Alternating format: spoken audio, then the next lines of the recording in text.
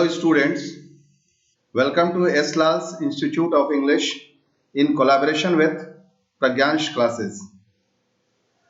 Students, today I am going to explain you figures of speech or literary devices used in various poems prescribed in your book, The First Flight. First flight आपकी किताब prescribed है class 10th में। उसमें जितने भी poems हैं, हमने poems को आपको पढ़ाया, आपने उसको पढ़ा भी, समझा भी। लेकिन एक चीज मैं अलग से आपको पढ़ा रहा हूं जो कि बहुत जरूरी है, वो परीक्षा में आते हैं, ये छोटे छोटे सवाल आते हैं, और वो होता है फिगर्स ऑफ स्पीच या लिटरेरी डिवाइसेस। तो मैं पहला एक पोएम ले रहा हूं, फायर एंड आइस, जो कि रॉबर्ट फ्रॉस्ट के द्वारा लिखा गया है।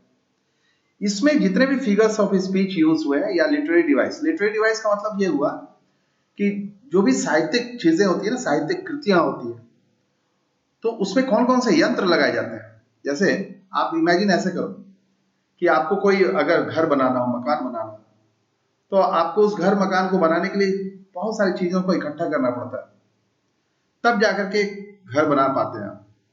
उसी तरीके से किसी भी चीज को, कोई भी साहित्यिक बातों, साहित्यिक चीजों को बनाना होता है, या वो कविताएं लिखनी होती है या कहानियां लिखनी होती है, तो सब चीज को बनाने के लिए, हर चीज को बनाने के लिए बहुत सारी चीजों की जरूरत पड़ती है।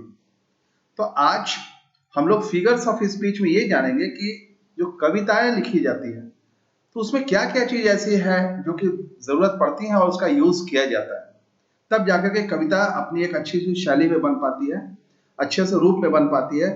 तब कविताओं को हम समझ पाते हैं और अलग अलग टेस्ट की, अलग अलग तरह की कविताओं को हम लोग लिख पाते हैं। तो अलग अलग तरह की कविताओं को लिखने के लिए अलग अलग चीजों को डालना पड़ता है, और इसी को हम लोग फिगर्स ऑफ स्पीच या लिटरेरी डिवाइसेस कहते हैं। अब आइए पॉइंट नंबर 1 लेते हैं इसमें, राइम स्कीम। किसी भी पोएम में राइम स्कीम होता है या फिर नहीं होता है। जो राइम स्कीम वाला पोएम नहीं होता उसको फ्री वर्स बोलते हैं, छंद मुक्त कविताएं बोलते हैं। और जो राइम स्कीम से बंधा होता है उसको हम कविता की योजना कहते हैं। उसको योजनाबद्ध तरीके से वो कविताएं लिखी होती हैं, उसका एक मीटर फॉर्म होता है। क्लियर? तो इससे पहले कि मैं इस चीज को समझाऊं, आपके पास सामने स्क्रीन पर चीजें दिखाई दे रही हैं, फिर भी आप अपने सामने फायर एंड आइस वाला चैप्टर खोल करके बैठेंगे, क्योंकि उसमें पोएम्स के लाइंस को समझाना होता है। अब मैं राइम स्कीम पे पहले चर्चा करता हूं। आपसे पूछा जाता है सवाल कि what is the rhyme scheme used in this poem, या स्टैंजा 1, स्टैंजा 2। कभी कभी ऐसा होता है ना कि हर स्टैंजा पर अलग अलग राइम स्कीम होता है, कभी एक भी हो सकता है। तो अलग अलग स्टैंजा पर भी पूछा जाता है, या इन द अबव लाइंस करके पूछा जाता है कि what is the rhyme scheme in the above lines of the poem. तो आपको बताना पड़ता है। तो राइम स्कीम फॉलोड जो किया गया है इंटायर पोएम में, इसमें फायर एंड आइस में, ये 9 लाइंस की पोएम है। आप देख रहे होंगे अपनी किताब में कि 9 लाइंस की पोएम है, और इसको हमने 3 स्टैंजा में बांटा है। हालांकि ये स्टैंजा वाइज आपके किताब में 2 दिखाई दे रहा होगा, लेकिन यहां पर मैंने 3 भाग में आपको समझाने के दृष्टिकोण से बांटा है। तो आप देख रहे होंगे कि जो राइम स्कीम को, अच्छा पहले मैं ये भी बता दूं कि राइम स्कीम बनाते कैसे हैं। तो आपको ये ध्यान देना होता है राइम स्कीम में कि हर लाइन का जो अंतिम शब्द होता है उसकी जो साउंड निकलती है, इसी से राइम स्कीम बनता है। यानी कि साउंड बेस्ड ये चीजें होती है। जैसा प्रोनाउंसिएशन होता है वर्ड का, उससे जो साउंड निकलता है, उसके जो एक्सेंट होते हैं, उससे जो साउंड निकलता है, उसी से हम राइम स्कीम बनाते हैं। अब आते हैं हम, अभी अपनी किताब में आप देख रहे होंगे पहला लाइन लिखा है, सम से the world will and in fire. तो इसमें फायर वर्ड पहले आया, तो फायर वर्ड को हमने क्या किया कि उसको ए मान लिया। इसके बाद नेक्स्ट लाइन आता है, सम से इन आइस। अब यहां आप क्या देख रहे हैं कि फायर और आइस के प्रोनाउंसिएशन में डिफरेंस है, तो जब डिफरेंस है तो इसको हम मान लेते हैं बी। फिर जब तीसरे लाइन में जाते हैं, from what I have tested of desire. अब आप देख रहे हैं कि जो फर्स्ट लाइन था फायर और जो डिजायर है थर्ड लाइन, ये दोनों सेम मिल रहा साउंड में, तो इसको भी हम फिर मान लेंगे क्या, ए। यानी कि अब आप देख रहे होंगे स्क्रीन पर एक्सप्लेनेशन लिखा हुआ है, और एक्सप्लेनेशन में लिखा है ए रेफर्स टू फायर डिजायर, यानी कि फायर और डिजायर एक तरह का नेचर का एक साउंड का चीज आया तो उसको हम लोगों ने ए मान लिया। फिर आगे देखिए लाइन में लिखा है I hold with those who favour fire, फिर फायर आ जाता है। But if it had to perish twice, यहां पर ट्वाइस वर्ड आता है, ये एक नया शब्द आता है। तो आप क्या देखें कि जो सेकेंड लाइन था पोएम का उसमें आइस वर्ड यूज किया था, अब यहां पर फिर आपको ट्वाइस वर्ड आया है, तो यानी कि जो जिसको हम बी माने थे, आइस को हम बी माने थे, तो ट्वाइस को फिर हम बी मान लेंगे। और फिर इसी तरीके से सबसे लास्ट लाइन जो पोएम का है उसमें आया है सफाइस, तो सफाइस को फिर बी मान लेंगे क्योंकि एक नेचर का है। अब आप देख रहे होंगे स्क्रीन पर, फिर से मैं आप पॉइंट नंबर 1 को देखिए, राइम स्कीम जो फॉलो किया गया है, स्टैंजा 1 जो है उसमें ए बी ए का राइम स्कीम लिया गया। क्यों? क्योंकि फायर, फिर आइस और फिर डिजायर, यानी कि फायर से मिलता जुलता साउंड डिजायर, यानी कि ए बी ए। स्टैंजा 2 में जब आते हैं तो ये ए बी सी का, यानी तीनों अलग अलग साउंड है। फायर, क्योंकि स्टैंजा 1 में फायर का साउंड यहां पर मिला, इसको भी ए मानेंगे। फिर ट्वाइस आया वर्ड जो कि आइस से मिलता जुलता है, इसको बी माने थे, इसमें यहां भी बी मानेंगे। इसके बाद फिर आता है हेट, एक नया साउंड आता है, इसको हम मान लेंगे सी, यानी कि स्टैंजा 2 जो होता है वो ए बी सी का राइम स्कीम फॉलो करता है। अब आते हैं स्टैंजा 3 पे, वो राइम स्कीम फॉलो करता है बी सी बी का, यानी कि बी का मतलब क्या था, आइस का साउंड था, तो यहां पर फिर आइस आता है, फिर सी साउंड आता है, तो हम लोग सी नहीं माने थे स्टैंजा 2 में हेट को, तो यहां पर हेट और ग्रेट का साउंड एक आ रहा है, तो यहां पर बी सी हो गया। और फिर बी, यानी कि आइस का साउंड जो सफाइस आ रहा है, फिर कंटिन्यू किया, रिपीट हो गया, तो यानी कि इसका हुआ बी सी बी। इसलिए फिर नीचे देखिए टाइटल दिया एक्सप्लेनेशन, ए जो है रेफर करता है फायर और डिजायर वर्ड को, बी रेफर करता है आइस, ट्वाइस और सफाइस वर्ड को, और सी रेफर करता है हेट और ग्रेट को। अब आपको राइम स्कीम कैसे बनता है समझ में आ गया होगा। अब आते हैं पॉइंट नंबर 2 पे। पॉइंट नंबर 2 पे आते हैं, इसमें आता है एजोनेंस। अब एजोनेंस क्या होता है? ये लिटरेरी डिवाइस है, ये फिगर्स ऑफ स्पीच है। एजोनेंस का मतलब होता है स्वरों की एकता, यानी कि मिलता जुलता स्वर, मिलता जुलता साउंड। हिंदी से आपको क्लियर हो रहा है कि मिलता जुलता sound. Assonance is the repetition of vowel sounds in the same line, एक ही लाइन में, सेंटेंस में, एक ही सेंटेंस में, एक ही लाइन में वॉवेल का साउंड जो है रिपीट करता है।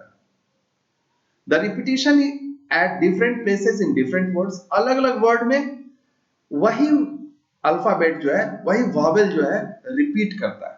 अब हम लोग एग्जांपल लेते हैं, जैसे एक इसमें लाइन आया है जो 4th लाइन है पोएम का, आई hold with those who favour fire.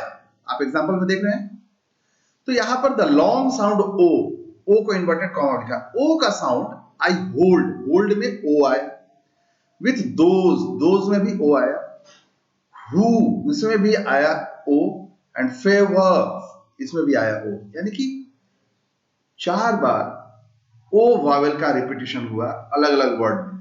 और इसमें हम लोग क्या दिए कि लॉन्ग साउंड करके बोल रहे हैं, तो हम लोग उसको बोलते कैसे? आई hold with those who favour fire, यानी कि हर ओ पे हम थोड़ा सा लंबा खींच के बोलते हैं, और ये स्वर एक तरह का हो गया। ये रेजोन जो एजोनेंस है, ये स्वरों की जो एकता है वह एक तरह की वॉवेल साउंड से आ रही है, वॉवेल अल्फाबेट से आ रही है, एक तरह की साउंड आ रही है, तो इसको हम लोग बोलते हैं एजोनेंस, जो कि आपके फायर एंड आइस चैप्टर में यूज हुआ है, पोएम में यूज हुआ है। अब आते हैं इसमें और क्या यूज हुआ है, literary device figures of speech. Alliteration हुआ है। एलिटरेशन में क्या होता है?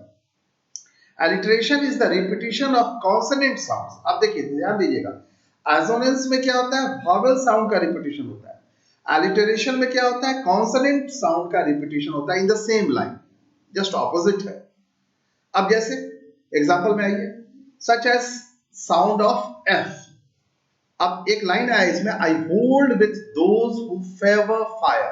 अब देखो इसमें फेवर में एफ आया, फायर में एफ आया, ये दोनों कॉन्सोनेंट अल्फाबेट है। अब फेवर फायर, अब क्या देखें कि alliteration, consonant of repetition of consonant sound एक ही लाइन में आया, फेवर फायर, तो ये हमारा एलिटरेशन के नाम से जाना गया। फिर आप एक और लाइन आया है पोएम में, सम से the world will and in fire.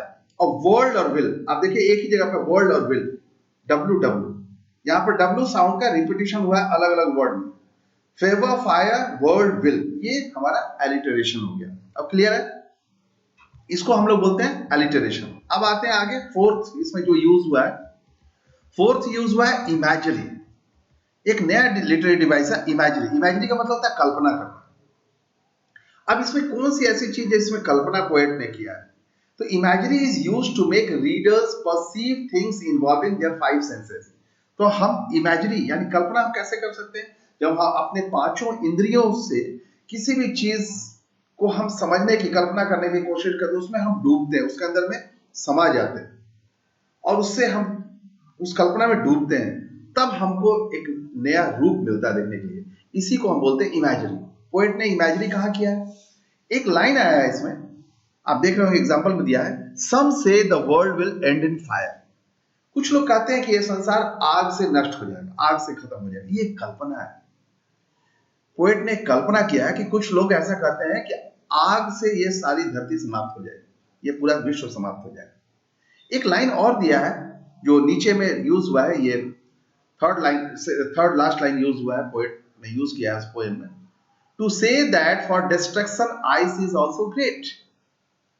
और इसमें यह मीनिंग निकल रहा है कि कहने के लिए तो यह भी है, यह भी कहा जाता है कि इस जो संसार है इसको विनाश करने के लिए बर्फ जो है यह भी पर्याप्त है, यह भी महान है। यानी बर्फ से भी विनाश होता है, यानी कि इस संसार का खात्मा जो है या तो आग से होगा या बर्फ यानी कि पानी से होगा। ये दोनों कल्पना है। No one knows how the world will end, कोई नहीं जानता है, लेकिन एक कल्पना है। तो ये पोएट का इमेजरी सीन इसमें है, ये इमेजरी डिवाइस यूज किया गया है पोएट ने इस पोएम में। अब आते हैं फिफ्थ, अनाफोरा एक वर्ड आता है। अनाफोरा में क्या करते हैं? जो आद्य पुनरुक्ति होती है, यानी आद्य पुनरुक्ति का मतलब होता है anaphora is the repetition of a word और expression at the start of two और मोर कंसेक्यूटिव लाइंस। यानी कि हम एक लाइन स्टार्ट किए और सेम उसी जैसे पहले लाइन की शुरुआत की उसी तरीके से दूसरे लाइन की भी शुरुआत करते हैं, यानी कि उसी की नकल में शुरुआत करते हैं। तो इसको हम एनाफोरा बोलते हैं, जो कंसेक्यूटिव लाइन है, यानी कि ठीक उसके नीचे का लाइन जो है। तो जैसे अब यहां पर देखो, सम से पोएट ने स्टार्ट किया है पोएम को, सम से the world will and in fire, ऐसा स्टार्ट किया। और सेकेंड लाइन में फिर लिखा है सम से इन आइस। तो क्या देखें कि सम से और सम से का फर्स्ट लाइन में सम से, सेकंड लाइन में सम से, यानी कि repetition of the same way of the lines. तो पहले लाइन की शुरुआत भी सम वे से किया, सेकंड लाइन की शुरुआत सम से किया। तो इसको हम लोग बोलते हैं अनाफोरा। क्लियर है? अब आपको इन सारी चीजों को याद करना होगा और मेरा आपसे अनुरोध है, आग्रह है कि आप ये फिगर्स ऑफ स्पीच को जब 2 से 3 बार आप इस वीडियो को देख लेंगे तो एकदम से बिल्कुल याद आ जाएगा। क्योंकि एक बार अगर इसको देखें तो ये चीजें बहुत सारे पोएम में यूज हुआ है। जैसे एनाफोरा और भी किसी पोएम में मिल जाएगा, इमेजरी किसी और पोएम में मिल जाएगा। तो आप इमेजरी के जो डिस्क्रिप्शन मैं आपको समझा रहा हूं, अगर वो आपके दिमाग में रहेगा तो दूसरे पोएम के लिए भी वही चीज लागू होगा, वही सिस्टम लागू होगा। अब आता है इसमें एक पोएट ने यूज किया पर्सोनिफिकेशन। पर्सोनिफिकेशन पर्सन से ही इसका रूट लग रहा है, तो यानी कि मानवीकरण या अवतार, यानी कि मानव जैसा। पर्सनिफिकेशन में क्या किया जाता है? Personification is to give human qualities to inanimate objects, यानी कि कुछ ऐसे इनएनिमेट ऑब्जेक्ट्स होते हैं जो कि एनिमल की श्रेणी में नहीं आते हैं। मनुष्य भी एक जानवर की श्रेणी में आता है।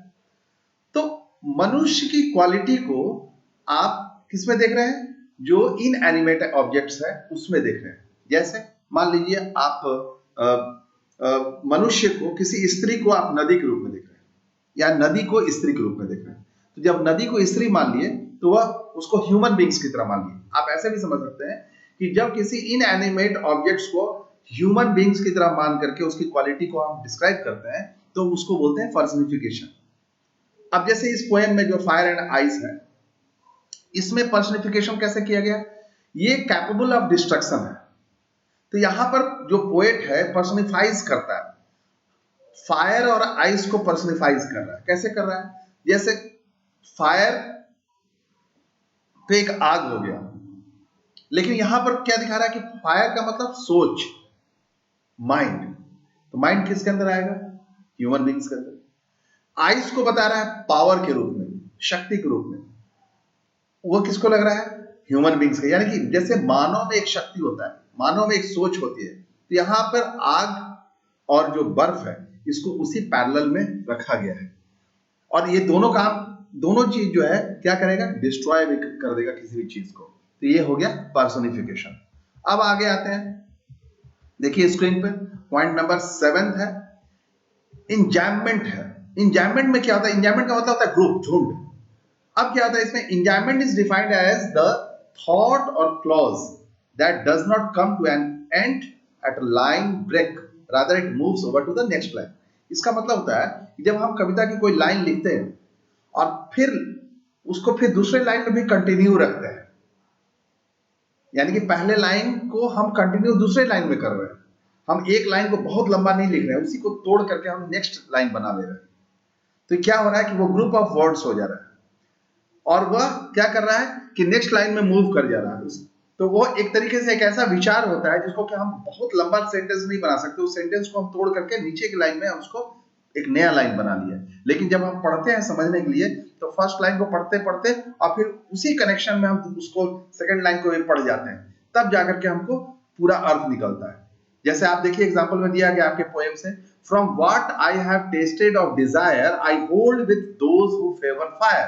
अब जाकर के इसका पूरा मीनिंग होगा।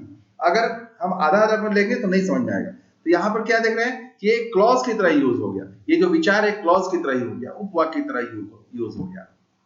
तो यहां पर इसको इंजाममेंट बोलते हैं, यानी कि first line second line continuity में है, लेकिन भले ही वो तोड़ के लिखा गया है, इसको इंजाममेंट बोलते हैं। अब आते हैं पॉइंट नंबर 8, जिसको बोलते हैं सिंबॉलिज्म।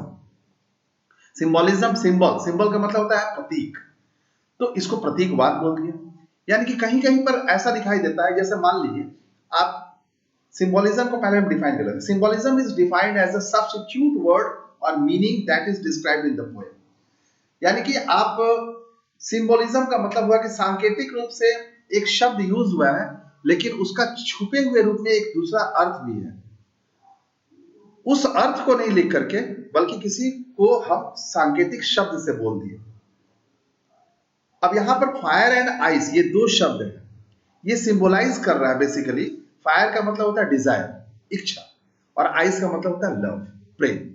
तो फायर, चूंकि फायर में, डिजायर में आग होता है, इच्छा जो होता है वो हमेशा प्रबल होती है, उसमें आग होती है, तभी आदमी कुछ कर पाता है, इच्छाओं की अग्नि होती है। और प्रेम जो होता है वो ठंडा होता है, उसमें आइस जैसा होता है, वो बिल्कुल सिर्फ आराम से होता है। तो यहां पर दोनों चीज को सिंबॉलिकली लिया, हम डिजायर नहीं बोल करके पोएट ने उसको फायर बोल दिया, उसका सांकेतिक शब्द फायर रख दिया है, और लव का सांकेतिक शब्द जो है वह आइस रख दिया। तो यहां पर क्या है कि क्या देखें कि fire and ice symbolises fire as desire और love as ice symbolise to be destruction and hate. अब यहां पर क्या देखें कि इसको सिंबलाइज हम किए फायर को डिजायर या लव से, या फिर हम इसको डिस्ट्रक्शन या हेट से हम सिंबलाइज कर दिए। यानी कि फायर का सिंबॉलिक मीनिंग हो गया डिजायर और लव, और आइस का सिंबॉलिक मीनिंग हो गया डिस्ट्रक्शन और हेट। ऐसे पोएट ने रखा है। यानी कि ये दो शब्द जो लिया एज अ सिंबल्स, ये दोनों का एंड एक ही तरीके से हो रहा है, यानी कि दोनों का इफेक्ट एक ही होगा। यानी कि जहां डिजायर है, लव है, जहां डिस्ट्रक्शन है, हेट है, दोनों एक ही इफेक्ट डालेंगे लास्ट में, यानी कि डिस्ट्रक्शन दोनों करेंगे अर्थ का। लेकिन यहां सांकेतिक शब्द का यूज पोएट ने किया है। अब आगे आते हैं पॉइंट नंबर 9 पर, आप स्क्रीन पर देखें। इसमें एक्सटेंडेड मेटाफर यूज किया गया, इसको बोलते हैं विस्तारित रूपक। अब क्या होता है कि पहले हम जाने कि एक्सटेंडेड मेटाफर होता क्या है। And extended metaphor is a metaphor that is developed in great detail. Extended metaphor जो होता है, विस्तार से मेटाफर जो होता है, वह एक ऐसा मेटाफर होता है जिसको कि हम बहुत बड़े रूप में उसको हम डेवलप करते हैं, उसका विकास करते हैं। इसका मतलब हुआ कि ऑथर जो होता है एक सिंगल मेटाफर जो होता है उसको एट लेंथ ले लेता है, वेरियस सब्जेक्ट्स के रूप में या इमेजेस के रूप में या आइडियाज के रूप में या सिचुएशंस के रूप में, और इसको हम ज्यादातर पोइट्री या प्रोज में यूज करते हैं। अब आपको मैं समझा दूं कि मेटाफर होता क्या है। मेटाफर का मतलब ये हुआ कि जैसे मैं आपको एक एग्जांपल दे रहा हूं, आपने किसी को, कोई आदमी बहुत ज्यादा बोल रहा है, तो कोई बहुत ज्यादा बोलने वाला एक ऐसा पर्सनालिटी है जो कि बहुत ज्यादा बोलता था, उससे आप उसकी तुलना कर दिए। तो मान लो एक ऐसे ही ले लेते हैं कि जैसे मान लो कोई बहुत तेजी से और बहुत फराटेदार, बहुत बिना फुल स्टॉप कॉमा का लगातार बोल रहा है। तो हमारे यहाँ एक लीडर हुआ करती थी जो अब दिवंगत हुई, इंदिरा गांधी। वो बहुत फराटेदार बोलती थी और क्विक जवाब देती थी, वो बहुत हाजिर जवाबी थी। तो अगर मान लो वैसा कोई रूप दिख रहा तो आदमी उसको बोल देता है, किसी लड़की को ऐसा बोल दिया, वैसा ही रूप में वो दिखी, बोले कि तुम इंदिरा गांधी हो क्या। तो इंदिरा गांधी का मतलब यहां पर इंदिरा गांधी का मतलब नहीं हुआ, इंदिरा गांधी का मतलब हुआ उसके सब्स्टिट्यूट का एक वर्ड ढूंढ लिया गया, यानी कि वो गहना उसको पहना दिया गया, तो वो अलंकार उसके अंदर में डाल दिया गया। तो इस ये जब अलंकार डल गया तो इसको हम मेटाफर बोले। अब यहां पर क्या है कि एक्सटेंडेड मेटाफर में क्या होता है कि हम उसका और विस्तार से कल्पना करते हैं या उसमें विचार डालते हैं या उसकी परिस्थिति को समझाते हैं। अब जैसे इस पोएम जो है फायर एंड आइस में, फ्रॉस्ट ने फायर को डिजायर के रूप में देखा है, जैसा इसके पहले भी हम पढ़े, आइस के रूप को जो है हेट के रूप में देखा है। तो यहां पर मेटाफर क्या बनाया गया कि डिजायर और हेट ये दोनों बहुत ही खतरनाक है, क्योंकि ये दोनों अंत में क्या करेगा कि फायर एंड आइस के रूप में वो आकर के संसार को नष्ट कर देगा, संसार खत्म हो जाए। यानी कि स्टार्ट में लिखा है, कुछ लोग कहते हैं कि ये दुनिया आग से खत्म होगी, कुछ लोग बोलते हैं कि ये पानी से यानी बर्फ से खत्म होगी। तो ये बड़ा कल्पना है, ये एक बड़ा जो है तुलना है, एक अलंकार है, गहरा है। तो इसको हम एक्सटेंडेड मेटाफर के नाम से जानते हैं। अब मैं आपको बता दूं कि अभी एक्सटेंडेड मेटाफर, एलेगरी, सिंबोलिज्म, ये थोड़ा थोड़ा सा गैप रखा है, थोड़ा थोड़ा सा मायने में गैप रखा है, कभी कभी बच्चे कंफ्यूज कर जाते हैं, तो ऐसा होना नहीं है। अब आ जाते हैं एलेगरी पर, आते हैं रूपक जिसको बोलते हैं। तो एलेगरी इज अ स्टोरी, या एक कविता होती है या एक पिक्चर होता है जिसमें कोई हिडन मीनिंग को रिवील किया जाता है, दिखाया जाता है, उस गुप्त रहस्य को जो छुपा हुआ है उसको, उसके अर्थ को बताया जाता है। टिपिकली उससे कोई मॉरल, नैतिक शिक्षा मिलती है या कोई राजनीतिक तरीके से बताया जाता है। यहाँ पर एलेगोरिकली फायर एंड आइस को एक हिडन मीनिंग में रखा गया जिसका नाम है डिजायर या हेट। हम फायर बोलने का मतलब हम डिजायर वर्ड को बोल रहे हैं, ये हिडन मीनिंग रखे हैं, या फिर आइस बोल करके हम हेट वर्ड को रख रहे हैं, ये हिडन मीनिंग हम रखे हैं, इसको हम बोलते हैं एलेगोरी। तो ये, तो हमने क्या क्या सीखा कि एक्सटेंडेड मेटाफर में फायर एंड आइस वो क्या होता है, एक डिटेल्ड आइडियाज को, इमेजेस को डेवलप करता है, तो उसका नाम हो जाता है डिजायर एंड हेट के लिए फायर एंड आइस हो जाता है एक्सटेंडेड मेटाफर। वहीं पर अगर सब्स्टिट्यूट के रूप में उसको देखा जाता है कि फायर को हम सब्स्टिट्यूट देखते हैं डिजायर के रूप में और आइस को हम सब्स्टिट्यूट देखते हैं हेट के रूप में, तो वो सिंबोलिज्म हो जाता है। और यहाँ पर हम क्या होता है कि उसी चीज को छुपा लेते हैं, कोई हिडन मीनिंग होता है उसको छुपा लेते हैं, हम नहीं बोलते हैं डिजायर, हम बोल देते हैं फायर, हम नहीं बोलते हैं हेट, हम बोल देते हैं आइस। तो यहाँ पर वो एलेगरी के नाम से जाना जाता है। अब आता है एंटीथेसिस। एंटीथेसिस जो है 11th पॉइंट है, एंटीथेसिस 11th पॉइंट है, इसमें पॉइंट छूट गया है। तो एंटीथेसिस क्या होता है, ये एक ऐसा फिगर ऑफ स्पीच होता है जिसमें जस्ट ऑपोजिट का हम सेंस लेते हैं, ये विचार हम बनाते हैं, जस्ट ऑपोजिट या कॉन्ट्रास्टिंग आइडियाज लेते हैं, ठीक विपरीत। अब जैसे मान लीजिए आपका टाइटल लिखा गया फायर एंड आइस, अब आप फायर को देखेंगे उतना ही तपिश, आइस को देखेंगे उतनी ही ठंडक। क्या दोनों टाइटल जो है, ये टाइटल का जो वर्ड है, ये दोनों एक दूसरे का ऑपोजिट है, इसलिए the title itself is antithesis. तो क्या देखें कि the title itself is an antithesis as a figure of speech, ये पहली बात होगी। दूसरी बात हो गई कि आपसे ये भी आप इसको बोल सकते हैं कि fire and ice is symbolically termed as desire and hate.